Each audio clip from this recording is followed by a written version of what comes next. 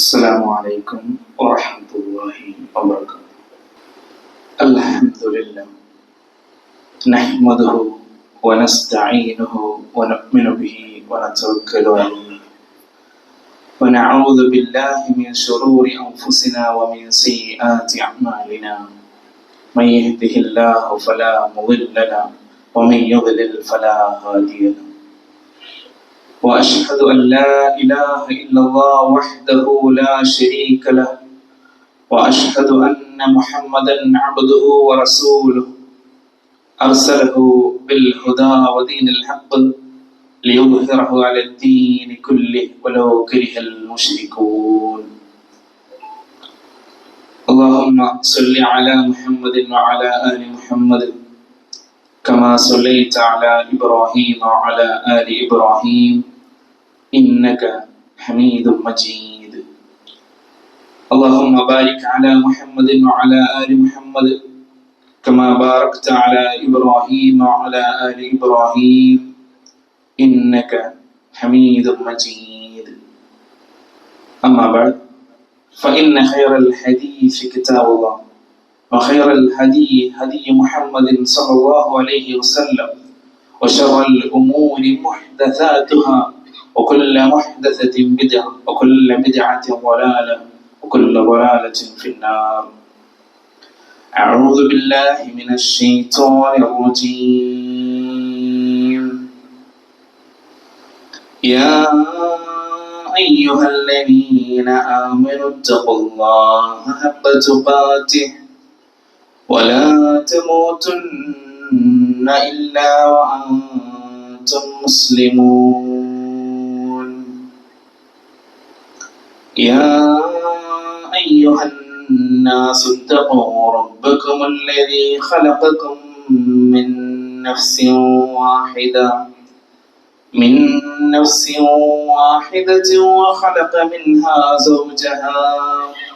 وخلق منها زوجها وبث منهما رجالا كثيرا ونساء واتقوا الله الذي تساءلون به والأرحام إن الله كان عليكم رقيبا.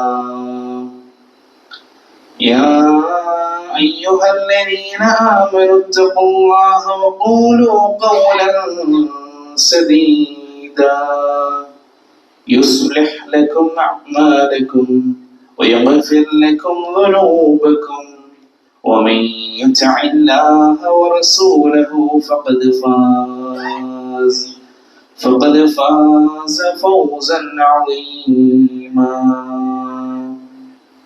اتقوا الله يا عباد الله. സർവ്വരക്ഷിതാവായ അല്ലാഹു സുബ്ഹാനഹു വ തആല കഴിവിന്റെ പരമാവധി സൂക്ഷിച്ചുകൊണ്ട് നിത്യജീവിതത്തിലെ ഓരോ സമയങ്ങളെയും സന്ദർഭങ്ങളെയും ക്രമീകരിക്കണമെന്ന് സ്വയം മറക്കാതെ ഓരോരുത്തരെയും ഓർമ്മപ്പെടുത്തുകയാണ്, വസിയത്ത് നൽകുകയാണ്. തീർച്ചയായും ദുൽഹിജ്ജ മാസത്തിലെ ആദ്യ 10 ദിനങ്ങളിലൂടെയാണ് നമ്മൾ കടന്നുപോയിക്കൊണ്ടിരിക്കുന്നത്. അതിൽ തന്നെ വളരെ മഹത്തരമേറിയ ദുൽഹിജ്ജ 9 ദിവസത്തിലാണ് നമ്മളുള്ളത്. ഈ ഒരു ദിവസത്തിന്റെ പ്രത്യേകത അല്ലാഹുവിന്റെ റസൂൽ ഹബീബുന മുഹമ്മദ് മുസ്തഫ സ്വല്ലല്ലാഹു അലൈഹി വസല്ലം നമ്മെ അറിയിച്ചു തന്നത്, ഇന്ന് നോമ്പ് എടുക്കാം എന്നും ഇന്ന് സുന്നത്ത് നോമ്പ് എടുക്കുന്നത് കഴിഞ്ഞു പോയൊരു വർഷത്തെയും വരാനിരിക്കുന്ന ഒരു വർഷത്തെയും പാപങ്ങൾ പൊറുക്കപ്പെടുമെന്ന് ഞാൻ പ്രതീക്ഷിക്കുന്നു എന്നാണ് ഹബീബുന റസൂലുള്ളാഹി സ്വല്ലല്ലാഹു അലൈഹി വസല്ലം നമ്മെ അറിയിച്ചു തന്നിട്ടുള്ളത്. അതുകൊണ്ട് തന്നെ നമ്മളിൽ ഭൂരിഭാഗം ആളുകളും നോമ്പെടുത്തുകൊണ്ടാണ് ഇന്ന് പള്ളിയിൽ എത്തിയിട്ടുള്ളത്.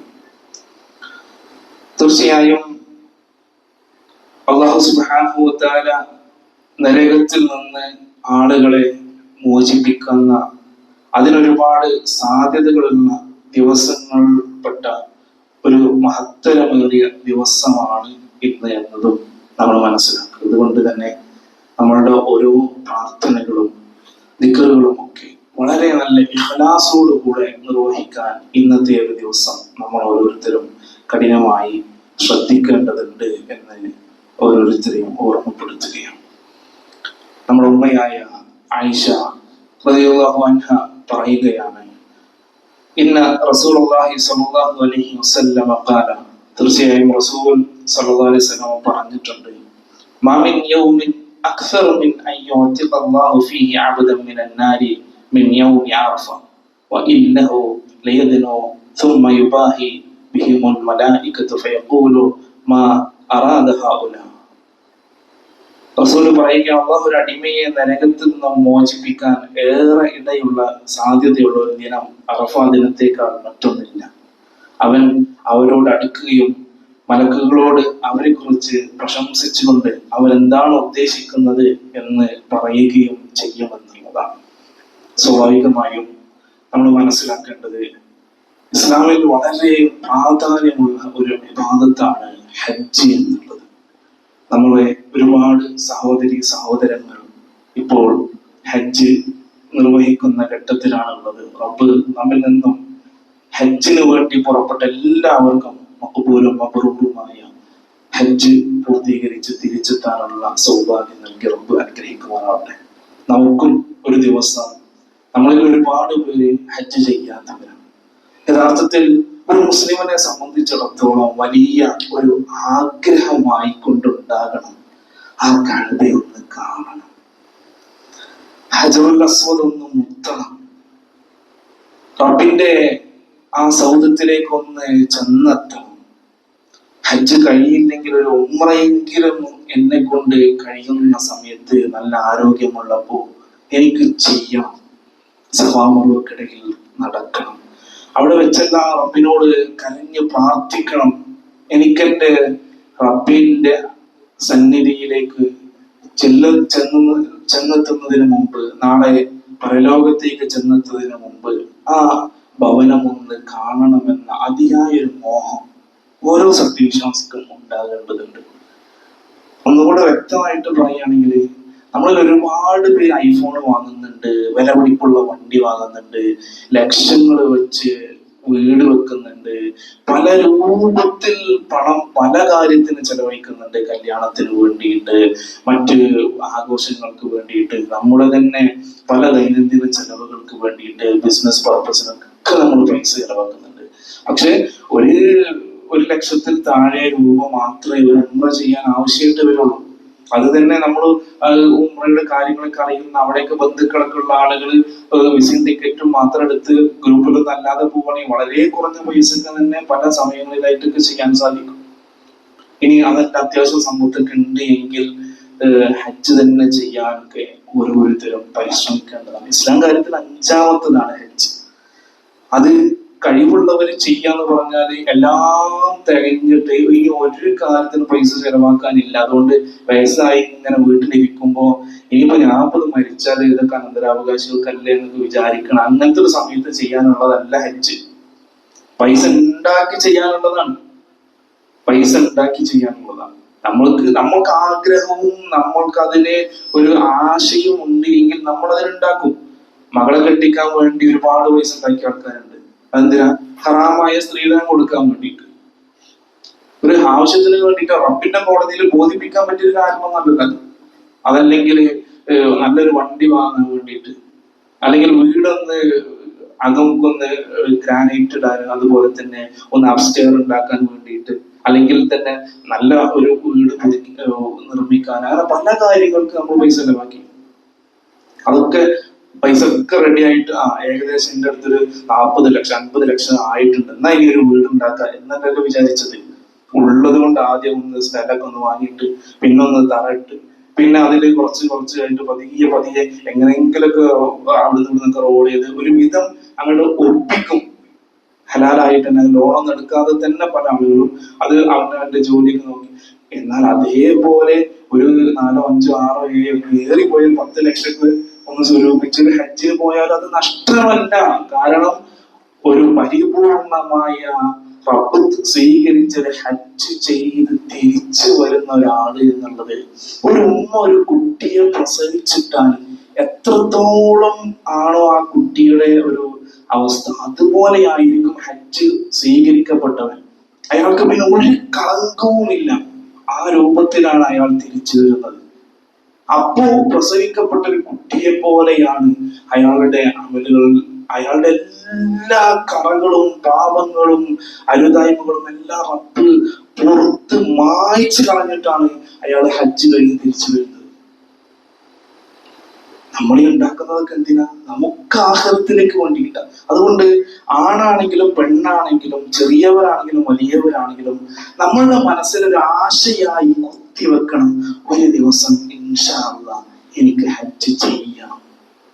അത് ആശയുള്ളവർക്കേ സാധിക്കുള്ളൂ.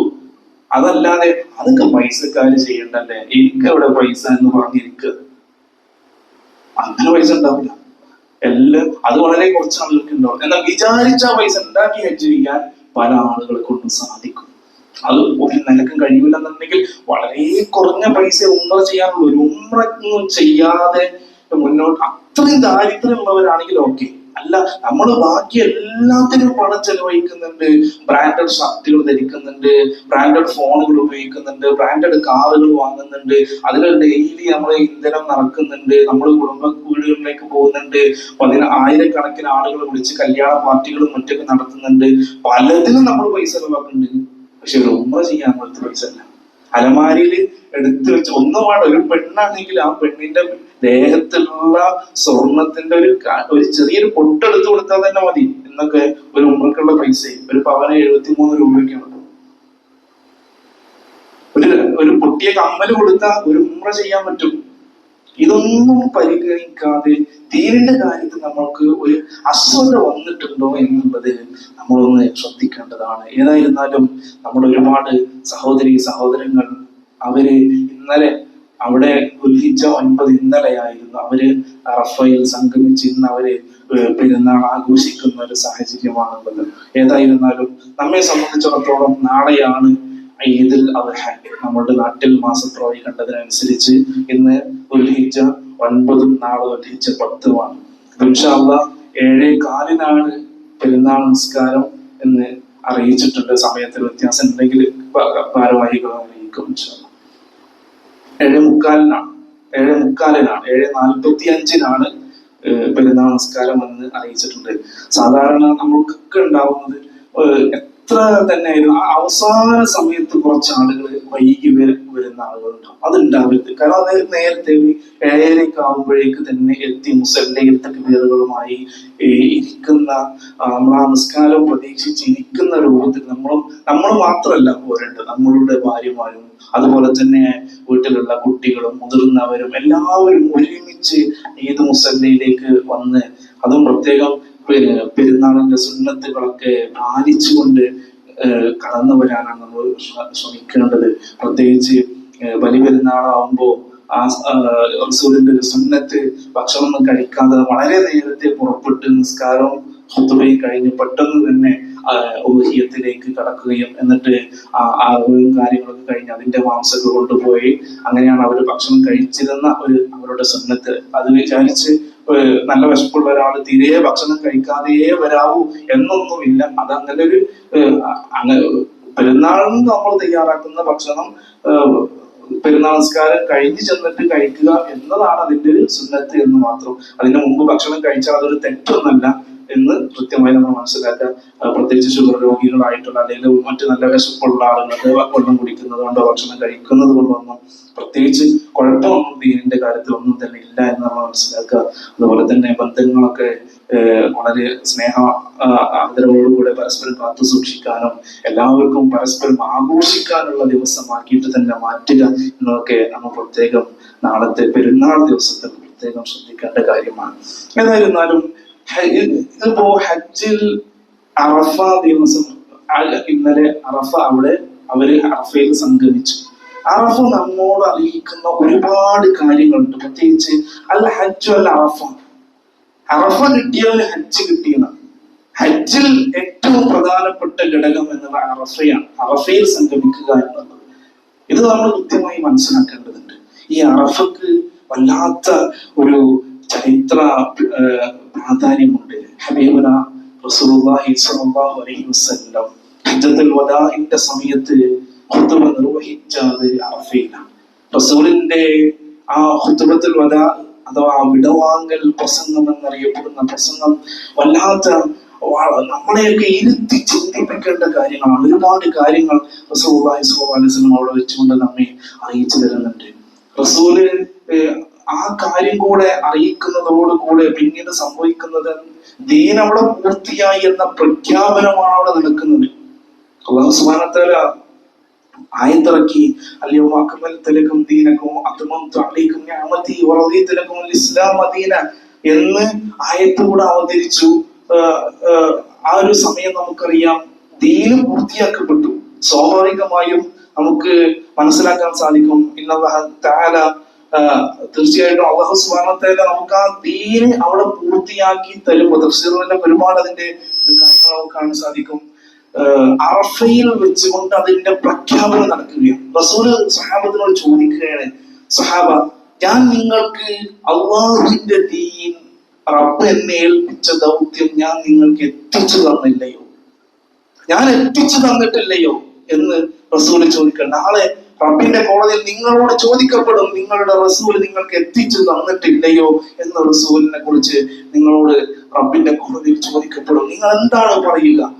അപ്പോ സഹാബത്ത് ലക്ഷക്കണക്കിന് വരുന്ന 1,00,000-ലേറെ വരുന്ന സഹാബത്ത് അവര് പറഞ്ഞ, റസൂലേ ബലാ യാ റസൂലുള്ളാഹ്, താങ്കൾ എത്തിച്ചു തന്നിട്ടുണ്ട്, ഞാൻ എത്തിച്ചു തന്നിട്ടില്ലയോ എന്ന് ചോദിക്കുമ്പോ ബലാ യാ റസൂലുള്ളാഹ്, അല്ലാഹുവിന്റെ റസൂലേ താങ്കൾ എത്തിച്ചു തന്നിട്ടുണ്ട്, ഞങ്ങൾക്ക് ഈ സത്യ സന്ദേശം എത്തിച്ചു തന്നിട്ടുണ്ട് എന്ന് പറയുമ്പോ ആകാശത്തേക്ക് കൈകൾ ഉയർത്തി അല്ലാഹു സുബ്ഹാനഹു വ തആലയിലേക്ക് കൈകൾ ഉയർത്തി റസൂലുള്ളാഹി സ്വല്ലല്ലാഹു അലൈഹി വസല്ലം ആകാശത്തേക്ക് നോക്കി പറയുന്നുണ്ട്, റബ്ബേ നീ സാക്ഷിയാണ്, ഈ സംഗമത്തിന് നീ സാക്ഷിയാണ്, നീ സാക്ഷിയാണ് റബ്ബേ, ഞാൻ എത്തിച്ചു കൊടുത്തിട്ടുണ്ട് റബ്ബേ എന്നുള്ളത്. പക്ഷേ ഇതോടുകൂടെ ചില കാര്യങ്ങൾ അവിടെ നടക്കുകയാണ്. പ്രത്യേകിച്ച് നബി സല്ലല്ലാഹു അലൈഹി വസല്ലമ വിടവാങ്ങുകയാണ്.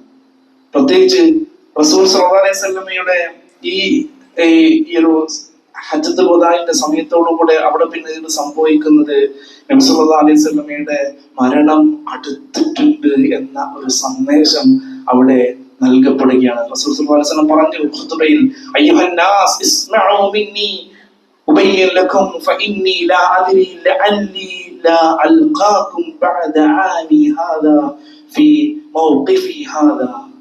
എൻ്റെ പ്രിയപ്പെട്ട ജനങ്ങളെ, മനുഷ്യരെ, എന്റെ വാക്കുകൾ ശ്രദ്ധിച്ചു കേൾക്കുക. ഈ കൊല്ലത്തിന് ശേഷം ഈ സ്ഥലത്ത് വെച്ച് നിങ്ങളെ കാണാൻ സാധിക്കുമോ ഇല്ലയോ എന്ന് എനിക്കറിയില്ല. ഇത് കേൾക്കുമ്പോൾ സഹാബത്തിന്റെ നെഞ്ചകം പിടക്കുകയാണ്.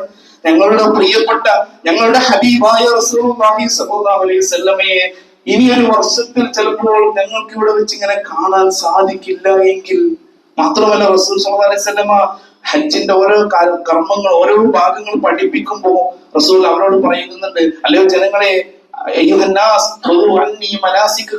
ഹജ്ജിന്റെ ഓരോ മനാസിക്കുകളെ കുറിച്ച്, ഓരോ കാര്യങ്ങൾ എങ്ങനെയാണ് ചെയ്യേണ്ടത് എന്നിൽ നിന്ന് നിങ്ങൾ പഠിച്ചോളൂ എന്ന് പറഞ്ഞിട്ട് റസൂൽ സല്ലല്ലാഹു അലൈഹി വസല്ലം അതിന്റെ കൂടെ പറയുന്നുണ്ട്,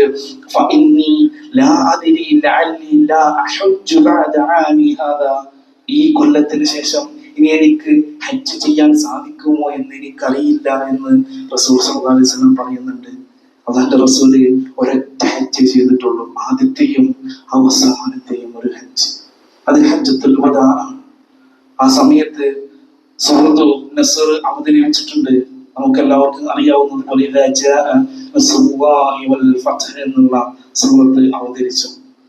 നബി സല്ലല്ലാഹു അലൈഹി വസല്ലമയുടെ മരണത്തെ കുറിച്ചുള്ള വൃത്താന്തമാണ് ഈ സൂറത്തിന്റെ അവതരണ പശ്ചാത്തലം എന്നുള്ളത് മുഫസ്സിറുകൾ പഠിപ്പിച്ച് നമുക്ക് കാണാൻ സാധിക്കും. ചില സഹാബത്ത് ഈ സൂറത്ത് അവതരിച്ചത് അറിഞ്ഞപ്പോ പൊട്ടിക്കരയുകയാണ്. കാരണം അവർക്കതിന്റെ വായന മനസ്സിലായി, അവർക്കതിന്റെ ആശയം മനസ്സിലായി. കാരണം എന്താ? അള്ളാഹിന്റെ സഹായവും വിജയവും വന്നെത്തിയാൽ കൂട്ടം കൂട്ടമായിട്ട് ആളുകൾ ദീനിലേക്ക് കടന്നു വരികയും ചെയ്താൽ, അഥവാ റസൂലിന്റെ ദൗത്യം അതോടുകൂടെ അവസാനിച്ചു. പിന്നെ അള്ളാന്റെ റസൂലിന് അവിടെ പ്രസക്തിയില്ല. അതുകൊണ്ട് തന്നെ റസൂലിന്റെ വഫാത്ത് അടുത്തിട്ടുണ്ട് എന്നുള്ളത് സ്വഹാബത്തിന് മനസ്സിലായി. ഫസബ്ബിഹ് ബിഹംദി റബ്ബിക വസ്തഗ്ഫിർഹു ഇന്നഹു കാന തവ്വാബ എന്ന് പറയുന്നതോടുകൂടെ നീ ഇനി റബ്ബിങ്കിലേക്ക് മടങ്ങാനുള്ള ഒരുക്കം ഒരുങ്ങിക്കോ എന്നുള്ളതാണ്. തസ്ബീഹുകളും അതുപോലെ തന്നെ ഇസ്തിഗ്ഫാറും ഒക്കെയായി നിന്റെ റബ്ബിങ്കിലേക്ക് മടങ്ങാനുള്ള ഒരുക്കത്തിൽ റെഡിയായിക്കോ എന്ന് റസൂലിന് ഒരു അറിയിപ്പ് കൊടുക്കുന്നത് പോലെയാണ് ഈ സൂറത്ത് സഹാബത്തിന് മനസ്സിലായത്. തീർച്ചയായിക്കൊണ്ടും നമ്മൾ മനസ്സിലാക്കേണ്ടതുണ്ട്, നമുക്ക് ചിലപ്പോൾ ആ ഒരു ഫീല് കിട്ടില്ല, നമുക്ക് ചിലപ്പോൾ അങ്ങനത്തെ ഒരു വൈകാരികത തലം വരും. കാരണം നമ്മൾ റസൂലിന്റെ കൂടെ ജീവിച്ചിട്ടില്ല. എന്നാൽ നമ്മൾ ആലോചിക്കണം, നമ്മൾ നമ്മളുടെ ജീവനേക്കാൾ സ്നേഹിക്കുന്ന റസൂലുള്ളാഹി സ്വല്ലല്ലാഹു അലൈഹി വസല്ലം, അവർക്ക് അവരുടെ കൂടെ റസൂലിന്റെ കൂടെ സഹവസിക്കാൻ അവസരം കിട്ടിയിട്ടുണ്ട്. എന്നിട്ട് ആ റസൂല് മരണപ്പെട്ടു പോവുകയാണ് എന്നറിയുമ്പോൾ നമ്മൾ ആലോചിക്കുക, നമ്മളുടെ ഉപ്പ അടുത്ത ഒരു കൊല്ലത്തെ ഹജ്ജ് ആവുമ്പോഴേക്ക് ഉണ്ടാവില്ല, ഉപ്പ മരണപ്പെടും എന്നൊരു സൂചന നമുക്ക് കിട്ടിയാൽ എത്രത്തോളമായിരിക്കും നമ്മളുടെ ഒരു ആവലാതി. നമ്മളുടെ പ്രിയപ്പെട്ട ഉമ്മ അടുത്ത ഹജ്ജ് ആവുമ്പോഴേക്ക് മരണപ്പെടും, അല്ലെങ്കിൽ അടുത്തൊരു ഹജ്ജിന് ഞാൻ ഉണ്ടായിക്കൊള്ളണം എന്നില്ല എന്ന് കൃത്യമായ ഒരു വഹിയുള്ള രീതിയിൽ പറയപ്പെടുകയാണെങ്കിൽ നമുക്ക് എത്രത്തോളമായിരിക്കും അതിന്റെ ഒരു ബേജാറ്. എന്നാൽ ഉമ്മയെക്കാളധികം, സ്വന്തത്തെക്കാളധികം സഹാബത്ത് സ്നേഹിക്കുന്ന, നമ്മളും സ്നേഹിക്കുന്ന നമ്മുടെ ഹബീബ് റസൂലുള്ളാഹി സ്വല്ലല്ലാഹു അലൈഹി വസല്ലം മരണപ്പെടാൻ പോകുന്നു എന്നാണ് അവിടെ അറിയിക്കപ്പെട്ടത്. സ്വാഭാവികമായും അവർക്ക് വല്ലാത്ത വേദനയും പ്രയാസവും ആ സമയത്ത് ഉണ്ടായിട്ടുണ്ട്. ആ സമയത്ത് റസൂലുള്ളാഹി സ്വല്ലല്ലാഹു അലൈഹി വസല്ലം ഒരുപാട് കാര്യങ്ങൾ ആ ഖുതുബയിലൂടെ അറിയിച്ചു തന്നിട്ടുണ്ട്. അതിൽ പ്രധാനപ്പെട്ട ചില കാര്യങ്ങൾ നമ്മൾ മനസ്സിലാക്കേണ്ടതുണ്ട്. റസൂലിന്റെ അവസാനത്തെ ആ ഹജ്ജിന്റെ അവസാന ഖുതുബയിൽ, ഖുതുബത്തുൽ വദാ എന്നാണ് അതിന്റെ പേര് തന്നെ, വിടവാങ്ങൽ പ്രസംഗം. ആ വിടവാങ്ങൽ പ്രസംഗത്തിലൂടെ റസൂലുള്ളാഹി സ്വല്ലല്ലാഹു അലൈഹി വസല്ലം നമ്മെ ഒരുപാട് കാര്യങ്ങൾ പഠിപ്പിച്ചു തന്നിട്ടുണ്ട്. ഇനി ഷഹീദ് നമുക്ക് കാണാൻ സാധിക്കും, ആ പ്രസംഗത്തെ സഹാബത്ത് റിപ്പോർട്ട് ചെയ്യുന്നതായി കൊണ്ട് നമുക്ക് കാണാൻ സാധിക്കും. ഇനി ഷഹീദ് റസൂലുള്ളാഹി സ്വല്ലല്ലാഹു അലൈഹി വസല്ലം ഫി ഹജ്ജത്തുൽ വദാഇ വഹു യഖൂൽ നമ്മുടെ സഹാബികൾ ഉദ്ധരിക്കുകയാണ്. എന്താണ്? അയ്യ യൗമിൻ ഹാദാ, റസൂൽ ചോദിക്കുകയാണ്, ഇന്ന് ഏത് ദിവസമാണ്? ഖാലനാസ്, അപ്പൊ ജനങ്ങൾ പറഞ്ഞു, യൗമുൻ നഹർ, ഇന്ന് അറവിന്റെ ദിവസമാണ്, പെരുന്നാളിന്റെ ദുൽഹിജ്ജ 10 ആ സമയത്ത് യൗമുൻ നഹർ ആണ് എന്ന് പറഞ്ഞു കൊടുക്കുകയാണ്. പിന്നെ ഇന്ന് ഏത് മാസമാണ്, ഇത് ഏത് മാസമാണ്? അപ്പോ അവര് പറഞ്ഞു, ഇത് ഇന്ന മാസമാണ്, ദുൽഹിജ്ജ മാസമാണ്. ഇത് ഏത് നാടാണ്? അവര് പറഞ്ഞു, ഇത് ഈ നാടാണ്, മക്കയാണ് എന്ന് അവർ പറഞ്ഞു. റസൂൽ പറഞ്ഞു, ഫഇന്ന ദിമാഅകും വഅംവാലകും വഅറാദകും ഹറാമുൻ അലൈക്കും കഹർമതി യൗമികും ഹാദാ ഫീ ശഹരികും ഹാദാ ഫീ ബലദികും ഹാദാ. ഈ ദിവസത്തിന് സവിശേഷതയുള്ളതുപോലെ, ഈ മാസത്തിന് സവിശേഷതയുള്ളതുപോലെ, ഈ നാടിന് പവിത്രതയുള്ളതുപോലെ നിങ്ങളുടെ രക്തത്തിനും നിങ്ങളുടെ സമ്പത്തിനും നിങ്ങളുടെ അഭിമാനത്തിനും നിങ്ങൾ ഹുർമത്ത് കൽപ്പിക്കേണ്ടതുണ്ട്, നിങ്ങൾ അതിന് പ്രാധാന്യം കൽപ്പിക്കേണ്ടതുണ്ട്, ആദരവ് കൽപ്പിക്കേണ്ടതുണ്ട് എന്ന് റസൂൽ സ്വല്ലല്ലാഹു അലൈഹി വസല്ലം അവിടെ വെച്ചുകൊണ്ട് അറിയിക്കുകയാണ്. അതായത് ഒരാളെയും അന്യായമായി വധിക്കാനോ രക്തം ചിന്താനോ ഇസ്ലാം അനുവദിക്കുന്നില്ല എന്നുള്ളത് കൃത്യമായി കൊണ്ട് അല്ലാഹുവിന്റെ റസൂൽ സ്വല്ലല്ലാഹു അലൈഹി വസല്ലം അവിടെ അറിയിക്കുകയാണ്. നിങ്ങൾ എല്ലാവരും ആദം അലൈഹിസ്സലാത്തു വസ്സലാമിൽ നിന്നുള്ള ആദമിന്റെ സന്തതികളാണ്. അതുകൊണ്ട് തന്നെ റസൂൽ പറയുകയാണ്, അലാ ഇന്ന റബ്ബക്കും വാഹിദ്, മനുഷ്യരെ അറിയണം, നിങ്ങളുടെ റബ്ബ് ഒരുവനാണ്. വഇന്ന അബാക്കും വാഹിദ്, നിങ്ങളുടെ പിതാവ് ഒരുവനാണ്, ആദം അലൈഹിസ്സലാത്തു വസ്സലാമാണ്. അലാ ലാ ഫളല ലിഅറബിയ്യിൻ അലാ അജമിയ്യിൻ, ഒരിക്കലും ഒരു അനറബിയേക്കാൾ അറബിക്ക് സ്ഥാനമില്ല. വലാ ലിഅജമിയ്യിൻ അലാ അറബിയ്യിൻ, ഒരു അറബിയേക്കാൾ അനറബിക്ക് സ്ഥാനമില്ല. വലാ അഹ്മർ അലാ അസ്വദ്, വെളുത്ത് തുടുത്ത് ചുവന്നു നിൽക്കുന്ന ഒരാൾക്ക് കറുത്തവനേക്കാൾ ഒരു സ്ഥാനവുമില്ല. വലാ അസ്വദ അലാ അഹ്മർ, അതേ കറുത്ത് കാപ്പിരിയായ ഒരുത്തനെ വെളുത്ത് തുടുത്ത് ചുവന്നു നിൽക്കുന്ന ഒരുത്തനേക്കാൾ അവനും സ്ഥാനമില്ല. ഇല്ലാ ബിത്തഖ്വ, തഖ്വ കൊണ്ടല്ലാതെ. അഥവാ ഞാൻ ഇന്ന കുടുംബത്തിലാണെന്നോ, ഞാൻ അറബിയാണെന്നോ, ഞാൻ ഇന്ന നാട്ടുകാരനാണെന്നോ, ഞാൻ വെളുത്തിട്ടാണെന്നോ, ഞാൻ കറുത്തിട്ടാണോ എന്നൊന്നും എന്റെ സ്ഥാനം നിർണ്ണയിക്കുന്ന ഘടകമല്ല. മറിച്ചില്ല, തഖ്വ മാത്രമാണ് എനിക്ക് എന്റെ പദവി വർദ്ധിപ്പിച്ചു തരുന്നത്. എന്ന് റസൂലുള്ളാഹി സ്വല്ലല്ലാഹു അലൈഹി വസല്ലം കൃത്യമായി നമ്മെ എല്ലാവരെയും പഠിപ്പിച്ചിട്ടുണ്ട്. അതുപോലെ തന്നെ ജാഹിലിയ കാലഘട്ടത്തിലുള്ള തിന്മകളെ എല്ലാം ഒഴിവാക്കാൻ, ആ കാലഘട്ടത്തിലുള്ള പലിശ ഇടപാടുകളെയും എല്ലാം ഞാനിത് ദുർബലപ്പെടുത്തുന്നു എന്നെല്ലാം കൃത്യമായി റസൂൽ പറഞ്ഞു. പലിശയെ വലിയ തിന്മയായി പഠിപ്പിച്ചു എന്ന് മാത്രമല്ല, അവതുവരെ ഉണ്ടായിരുന്ന പലിശ ഇടപാടുകളൊക്കെ റസൂല് ദുർബലപ്പെടുത്തുകയാണ് ചെയ്തിട്ടുള്ളത്. നമുക്ക് വിശുദ്ധ ഖുർആനിൽ കാണാൻ സാധിക്കും. സൂറത്ത് ബഖറയിലെ 276 ആയത്തിൽ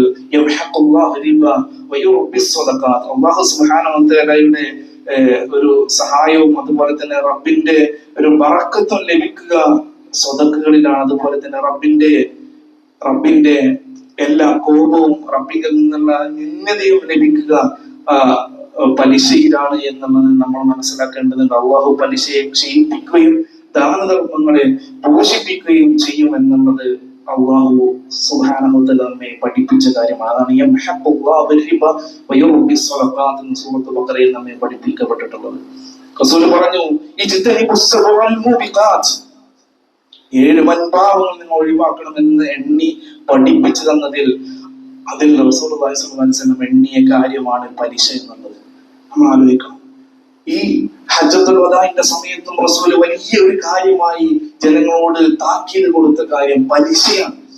ഇന്നും നമ്മൾ ആലോചിച്ച് നോക്കുക, ചെറിയ പലിശകളെന്ന് പറഞ്ഞിട്ട് നമ്മളുടെയൊക്കെ ജീവിതത്തിൽ പല ആളുകളെ എന്തൊക്കെ കാര്യങ്ങളിൽ പലിശയിൽ ഇടപെടുന്നുണ്ട്. മൊബൈൽ ഫോൺ എടുക്കാന്, വണ്ടി എടുക്കാന്, പല കാര്യങ്ങൾക്കും EMI സ്കീം ഇട്ടുകൊണ്ട് ചെറിയ പലിശ എന്നൊക്കെ പറഞ്ഞിട്ട് പലരും പലിശയിൽ ഇടപെടുക. പലിശ കൊടുക്കുന്നുണ്ട്, പലിശ വാങ്ങുന്നുണ്ട്, അതിന്റെ എഗ്രിമെന്റ് സൈൻ ചെയ്യുന്നുണ്ട്, അതിന് സാക്ഷി നിൽക്കുന്നുണ്ട്.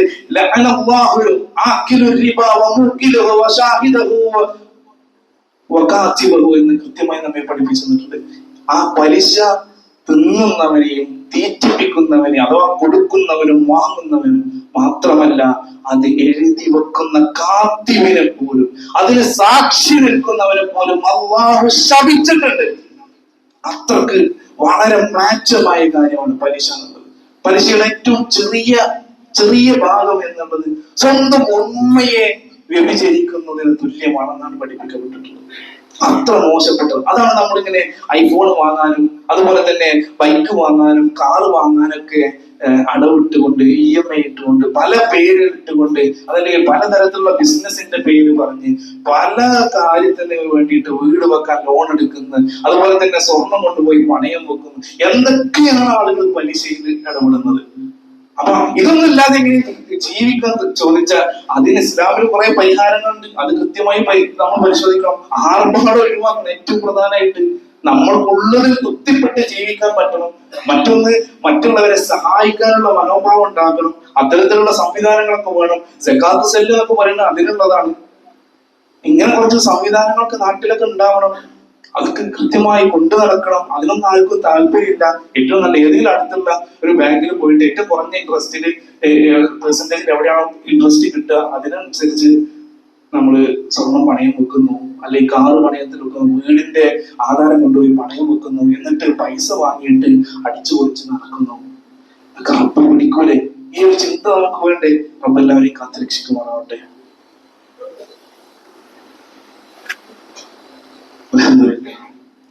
الصلاة والسلام على رسول الله وعلى آله وصحبه أجمعين. اتقوا الله يا عباد الله. സർവ്വരക്ഷിതാവാൻ സൂക്ഷിച്ച് ജീവിക്കണമെന്ന് ഒരിക്കൽ കൂടെ ഉണർത്തുകയാണ്, വസീയത്ത് നൽകുകയാണ്. ഇൻഷാ അല്ലാഹ് ദുൽഹിജ്ജ 9 പ്രത്യേകത എന്നുള്ളത് തന്നെ യൗം അറഫ എന്നുള്ളതാണ്. അറഫക്കുള്ള ഒരു ചരിത്ര പ്രാധാന്യമാണ് നമ്മൾ സൂചിപ്പിച്ചത്. അല്ലാഹുവിന്റെ റസൂൽ സല്ലല്ലാഹു അലൈഹി വസല്ലമയുടെ വിടവാങ്ങൽ ഹജ്ജിൽ നടന്ന ഹജ്ജത്തുൽ വദാവും അതിന്റെ ഭാഗമായ ഖുത്ബത്തുൽ വദാവും ഒക്കെ നടന്ന ഈ ഒരു അറഫ ദിനത്തിന്റെ സവിശേഷതയിൽ നമ്മൾ മനസ്സിലാക്കേണ്ടത് റസൂൽ നമ്മോട് താക്കീത് നൽകിയ ഉണർത്തിയ ചില കാര്യങ്ങളാണ്. അതിൽ പ്രധാനപ്പെട്ട മറ്റൊരു കാര്യമാണ് സത്യവിശ്വാസികൾ പരസ്പരം സഹോദരങ്ങളാണ് എന്നുള്ളത്. അത് കൃത്യമായി കൊണ്ട് തന്നെ നമ്മൾ ആ ഒരു കാര്യങ്ങൾ നമ്മളുടെ ജീവിതത്തിൽ ഒരു മുസ്ലിമിനെ സഹായിക്കുന്നതിലും ഒരു മുസ്ലിമിനെ പരിഗണിക്കുന്നതിലും ഒരു മുസ്ലിമിന് ഒരു ആപത്ത് വരുമ്പോ അവിടെ നമ്മൾ സഹായിക്കേണ്ടതും സഹകരിക്കേണ്ടതിന്റെ ഒരു മാനം കൃത്യമായി റസൂൽ പഠിപ്പിച്ചു തന്നിട്ടുണ്ട്. ജനങ്ങളെ സത്യവിശ്വാസികൾ പരസ്പരം സഹോദരങ്ങളാണ്. തന്റെ സഹോദരന്റെ സംതൃപ്തിയോട് കൂടെ അല്ലാതെ അവന്റെ ധനം കരസ്ഥമാക്കാൻ ഒരാൾക്കും പാടില്ലെന്ന് റസൂൽ പറഞ്ഞിട്ടുണ്ട്. ചതിക്കാൻ പാടില്ല, വഞ്ചിക്കാൻ പാടില്ല, അന്യായമായി മറ്റൊരുത്തന്റെ അവകാശം നമ്മൾ പിടിച്ചു വെക്കാൻ പാടില്ല. വേറൊരുത്തന്റെ വിയർപ്പിന്റെ അധ്വാനത്തിന്റെ വിഹിതം നമ്മുടെ സമ്പത്തിൽ കലരാൻ പാടില്ല. നമ്മൾക്ക് അർഹിച്ചത് മതി. അതിന്റെ പേരില് വേറുള്ളവരുടേത് നേടിയതിന്റെ പേരില് ദുനിയാവിലും നമുക്ക് നേട്ടമുണ്ടാവില്ല, ആഖിറത്തിൽ നേട്ടമുണ്ടാവില്ല. കാരണം നമ്മളുടെ സമ്പത്തിൽ ബർക്കത്ത് തരേണ്ടത് റബ്ബാണ്. ആ ബർക്കത്ത് പിന്നെ നമ്മുടെ പ്രാർത്ഥന പോലും സ്വീകരിക്കപ്പെടില്ല. ഹറാമായ സമ്പാദ്യമാണെങ്കിൽ, പലിശയിലൂടെയുള്ള സമ്പാദ്യമാണെങ്കിൽ, പറ്റിച്ചിട്ടുള്ള സമ്പാദ്യമാണെങ്കിൽ. എത്ര ആളുകൾ ജനങ്ങളെ പറ്റിച്ച് പലതരത്തിലുള്ള ബിസിനസ്, ഓൺലൈൻ ബിസിനസ്, അതുപോലെ തന്നെ ചെയിൻ തട്ടിപ്പൊക്കെ എന്തൊക്കെയാണ് കേൾക്കുന്നത്. ആളുകൾ എന്നാലും അതിൽ പോയി ചാടും. അതെന്താ? പണത്തിനോടുള്ള ആർത്തിയാണ്. ഇവിടെയൊക്കെ നമ്മൾ ശ്രദ്ധിക്കേണ്ടത് അർഹിച്ചത് അധ്വാനിച്ച് സമ്പാദിച്ച് ജീവിക്കാൻ വേണ്ടി നമ്മൾ പരിശ്രമിക്കുക എന്നുള്ളതാണ്. റസൂൽ സ്വല്ലല്ലാഹു അലൈഹി വസല്ലം സൂചിപ്പിച്ച മറ്റൊരു കാര്യമാണ് സ്ത്രീകളോട് മാന്യമായി പെരുമാറണം എന്നുള്ളത്. അതുപോലെ തന്നെ നമ്മൾ ഭാര്യമാരുടെ കാര്യത്തിൽ പ്രത്യേകം ശ്രദ്ധ കാണിക്കണമെന്നും അവർക്ക് നിങ്ങളിൽ ചില അവകാശങ്ങളുണ്ട്. റസൂൽ പറയാ, നിങ്ങൾക്ക് അവരിൽ ചില അവകാശങ്ങൾ ഉള്ളതുപോലെ അവരുടെ ഗോപസ്ഥാനങ്ങളെ റബ്ബ് നിങ്ങൾക്ക് അനുവദിച്ചു തന്നത് ചില പ്രത്യേകമായ കരാറിന്റെ അടിസ്ഥാനത്തിലാണ്. അതുകൊണ്ട് തന്നെ നിങ്ങൾ കഴിക്കുന്നത് പോലെ അവരെയും കഴിപ്പിക്കണം, നിങ്ങൾ ഉടുക്കുന്നത് പോലെ അവരെ ഉടുപ്പിക്കണം എന്നുള്ളത് അല്ലാഹുവിന്റെ റസൂൽ സ്വല്ലല്ലാഹു അലൈഹി വസല്ലം നമ്മെ അറിയിച്ചു തന്ന കാര്യമാണ്. വർത്തമാന കാലഘട്ടത്തിൽ എന്തൊക്കെ കാര്യമാണ് സ്ത്രീകളെ പ്രത്യേകം പരിഗണിക്കാൻ ഇസ്ലാം പഠിപ്പിക്കുമ്പോൾ പീഡിപ്പിക്കപ്പെട്ടു എന്നും അതുപോലെ തന്നെ പലതരത്തിൽ പ്രയാസപ്പെട്ടു കൊണ്ടുവരുന്ന സ്ത്രീകൾക്കെതിരെയുള്ള അതിക്രമങ്ങൾ വർദ്ധിച്ചു വരുന്ന ഈ ഒരു കാലഘട്ടത്തിൽ ഇസ്ലാം പഠിപ്പിച്ചിടത്തേക്ക് സമൂഹം മടങ്ങാൻ തയ്യാറായെങ്കിൽ മാത്രമേ ഈ പ്രശ്നങ്ങൾക്കൊക്കെ പരിഹാരം ഉണ്ടാവുകയുള്ളൂ എന്ന് നമ്മൾ മനസ്സിലാക്കേണ്ടതുണ്ട്. അതോടൊപ്പം റസൂൽ സ്വല്ലല്ലാഹു അലൈഹി വസല്ലം അറിയിച്ചു തന്ന കാര്യമാണ് നമ്മളുടെ ദീനിന്റെ ദഅവത്ത്. എല്ലാവരും അറിയുന്ന കാര്യം അറിയാത്തവർക്ക് എത്തിച്ചു കൊടുക്കണമെന്ന് റസൂൽ സ്വല്ലല്ലാഹു അലൈഹി വസല്ലം ചോദിച്ചിട്ടുണ്ട്, എല്ലാവരോടും അറിയിച്ചിട്ടുണ്ട്. അത് അല്ലാഹുവും ഖുർആനിലൂടെയും നമ്മെ ഒരുപാട് അറിയിച്ചു തന്നതാണ്.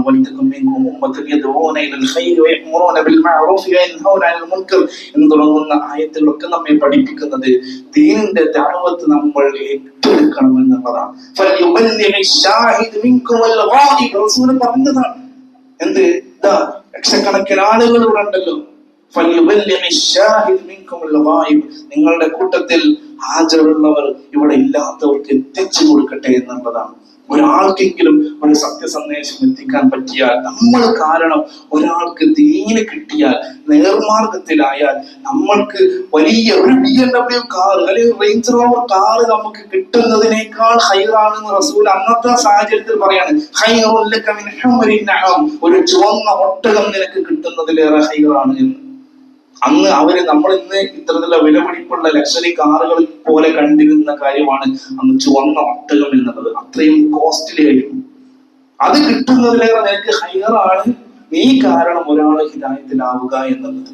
ഇത് നമ്മളുടെ മുഖവിലക്കെടുക്കേണ്ടതിന്റെ ദീനീ കാര്യങ്ങൾ നമ്മൾ ധാരാളമായി കൊണ്ട് ഇറങ്ങി പുറപ്പെടും. ദീനിന് വേണ്ടി പ്രവർത്തിക്കാൻ നമ്മൾ ഓരോരുത്തരും പരിശ്രമിക്കണം. റബ്ബ് ദീനിന്റെ മാർഗത്തിൽ അടിയുറച്ചു നിൽക്കാനുള്ള തൗഫീഖ് നൽകി നമ്മളെ ഓരോരുത്തരെയും അനുഗ്രഹിക്കുമാറാവട്ടെ.